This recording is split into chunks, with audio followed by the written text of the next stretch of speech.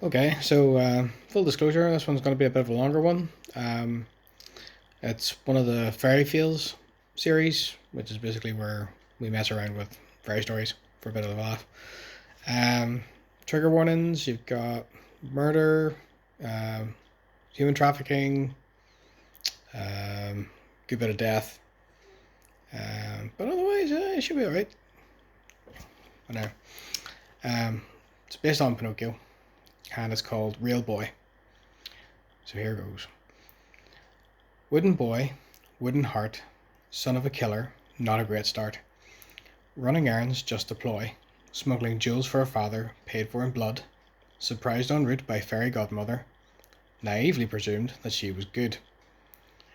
I can give you flesh instead of splinters. I can make you into a child that's real. All you have to do is pay me some of your take. I want in on this diamond shipping deal. Pinocchio remembered the words of his father. Don't stop for anyone or anything on the way. Get payment from the fence and make your escape. The puppet gave his pros and cons away. In the end, he decided it was a good enough bargain. The fairy worked her magic, and grooves became wrinkles as atoms were rearranged. Big changes were afoot that would end in something tragic. Pleased with the ability to lie without his nose having to lengthen, the new boy went off to meet Milo the fence. Milo thought Pinocchio was in with the law when he saw the puppet's face had changed. A scuffle with the dagger later, and the kid walked off with his recompense. How good could he have been with a rotten heart? Life had never been weighted in his favour. He made his way to the fairy's island lair. Looking around, his confidence began to waver. The fairy godmother had clearly betted on him not being so smart.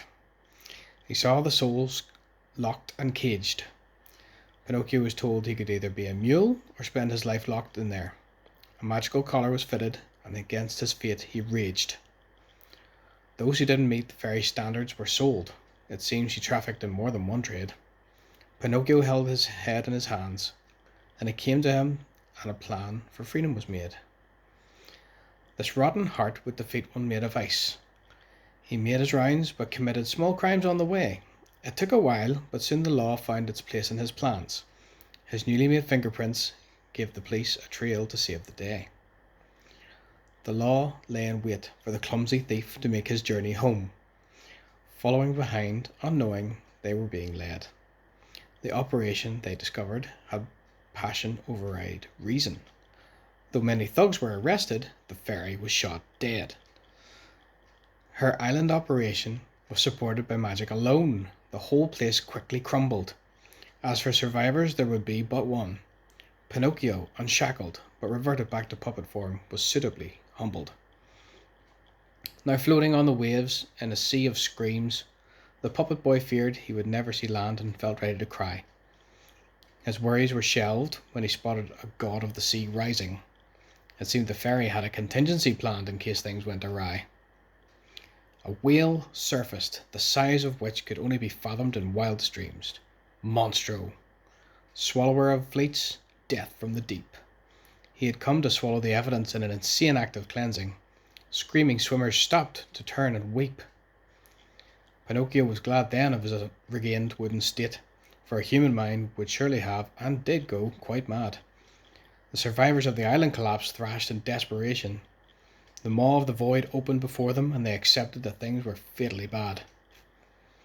The puppet was still thinking of a way to escape their fate when a light appeared in the pitch. The weeping boys were swept away, and nothing could be done about their situation. They were on their way to be digested because the fairy feared a snitch. The light's owner was a familiar and unpleasant one. Geppetto hauled him aboard and asked about the money. Rage turned to cynical pity when Pinocchio recounted his tale. His nose didn't grow, but the old man thought it sounded funny. The toymaker bandit in turn saw his own story was spun. With the diamond heist a bust, he needed to hit another merchant fast. So he posed as a ship 2 days from land whose engine had failed, and upon rescue he would slit his saviours' throats when they fell asleep at last. He had gained a decent haul when the whale engulfed his ship. As it turned out, the fairy had more than one market on the go. Her pet fish swallowed the merchant's fleet whole. Once it returned to the island, her band of delinquents stripped the dead from head to toe. Geppetto hid near a rotten molar under an unidentifiable meat strip. They left, and he decided to bide his time until the right treasure came along. It was clear to Pinocchio that although he had a rotten heart, the old man had a rotten soul. As a necessary evil, he partnered up once again as his need to survive was strong. The puppet knew when someone was trying to pull his strings. His former master was hiding something and waiting for his guard to drop. Pinocchio didn't want to wait for the trap to spring. He had to take Geppetto out before his own head was for the chop. The boy told the greedy thief about the fairy's hoard of riches stolen from many different kings. Told how it had gone with those children further in. It took a split second before the old man went off to get digested in search of unattainable things.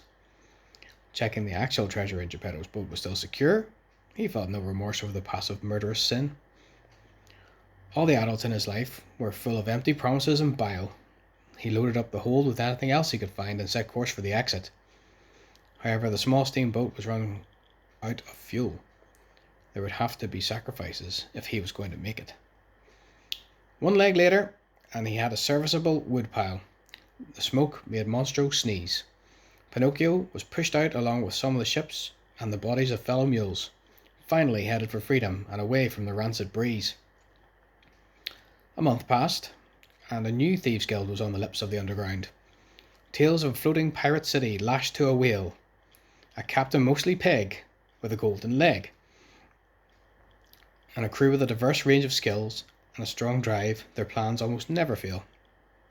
Pinocchio smiled to himself as he looked around, king of his own hard-fought-for land. Nothing to prove, and no need to beg.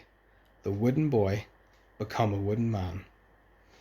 The end. Hope you liked it.